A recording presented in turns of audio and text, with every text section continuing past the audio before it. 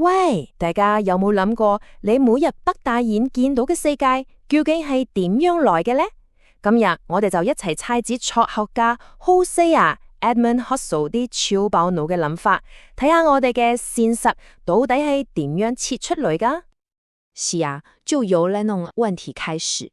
Husserl 就是要迫我們去想深一層，我們憑什麼咁老定，話自己看到的眼就是真的呢？好，跟着我們一起潛入去看一下。好，第一樣嘢要搞清楚，睇嘢咧其實唔係好似部相機咁，再拍張相就完事。呢對人唔係一部人肉 scanner， 反而更是一個主動出擊嘅探索家。Husserl 用咗一個好精嘅字，叫 kinesthesis， 我哋可以教佢動態感覺。講白啲就係話，你點樣睇到嘢，同你嘅身體識唔識喐，點樣喐係完全掛鈎嘅。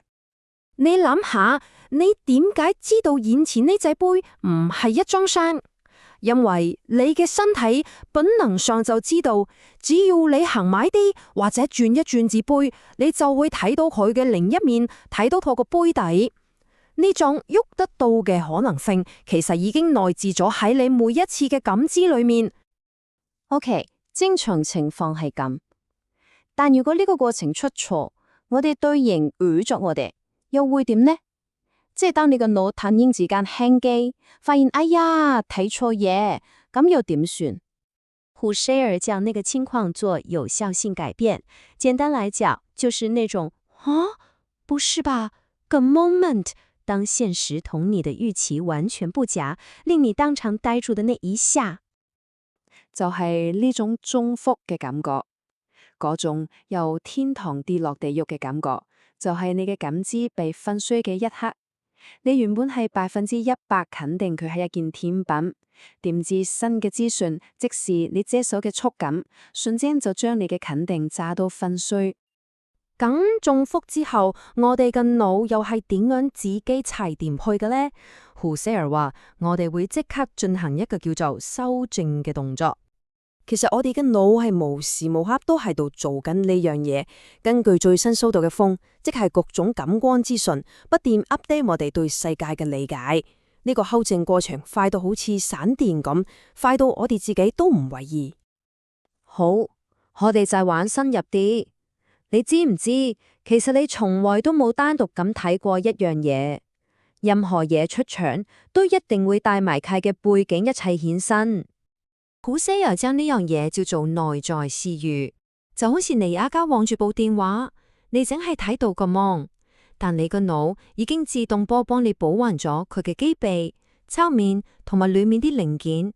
呢啲你睇唔到，但又知佢存在嘅部分，就係內在視域。同一時間仲有外在視域，即係呢一樣嘢存在嘅整個大環境。你部電話唔係漂浮喺太空啊嘛，佢可能喺你張台上面、間房入面、間屋入面，一路可以伸延到全世界。嗱，就用呢杯絲襪奶茶做例子啦。你望住支杯，你知佢有你睇唔到個背面，呢個係內在視域。同時你又知佢喺張台上面，喺呢間茶餐廳裏面，呢個係外在視域。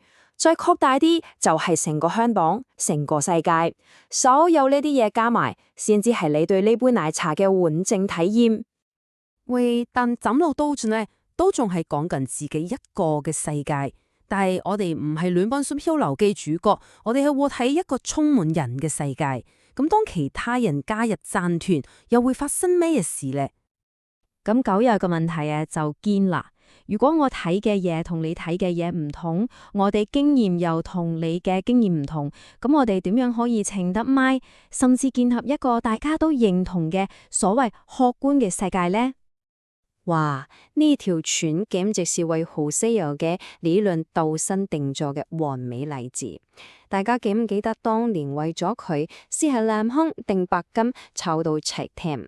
兩班人看住同一張相，但睇到完全唔同嘅嘢，仲有個都覺得自己先係啱嗰個。Husserl嘅答案就係經驗社群化，意思只係話我哋唔係自己一個執埋喺個腦裏面嘅，我哋會通人傾偈、分享，甚至拗吵，就係透過呢啲互動去磨合大家嘅經驗。呢個過程，胡塞爾就叫佢住做相互銷情，即係話我聽完你點講，可能會調整下自己嘅諗法；你聽完我點睇，又會可能修正下你個觀點。大家有商有量，互相遷就，慢慢夾翻個共識出嚟。就好似跳拳咁，前傾下，可能我哋會發現原來係張相嘅燈光出咗問題。於是我哋就一齊建立咗一個新嘅理解，一個可以同時解釋到點解你睇到白金，同埋點解我睇到藍黑嘅共享理解。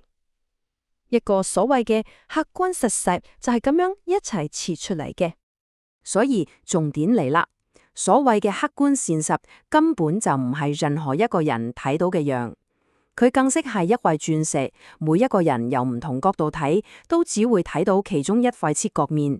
真正客觀嘅嗰粒鑽石係要綜合晒所有人嘅視覺，先至拼湊得翻出嚟。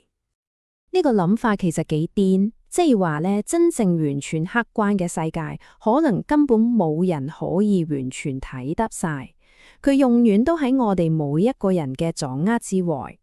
但佢最奇妙嘅係，我哋正正係透過同其他人互動，一齊去建構緊呢個世界。好，買個例尾。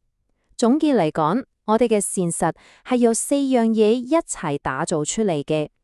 第一，我哋嘅身體點樣喐動；第二，我哋睇嘢嘅背景脈絡；第三，我哋修正錯誤嘅能力。